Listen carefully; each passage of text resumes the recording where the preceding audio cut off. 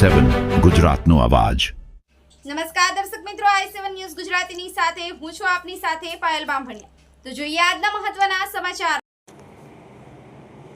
અમદાવાદ જિલ્લાના ધોળકામાં આવેલ બારકોઠામાં વિદેશી દારૂનો અડ્ડો। ધોળકા શહેરમાં કાયદો અને વ્યવસ્થાની સ્થિતિ અંગે ગંભીર સવાલો ઊભા થઈ રહ્યા છે।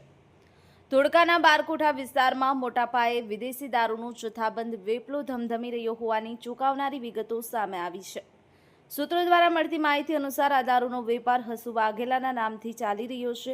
સ્થાનિક પોલીસ તંત્ર દ્વારા ગેરકાયદેસર વિદેશી દારૂના ધંધા સામે કોઈ કડક પગલાં ભરવામાં આવતા નથી, જે એક ગંભીર બાબત ગણી શકાય। પ્રજાની સુરક્ષા અને શાંતિ માટે તાત્કાલિક ધોરણે આ દારૂના અડ્ડા પર દરોડો પાડી તેને બંધ કરાવવામાં આવે તે અત્યંત જરૂરી છે।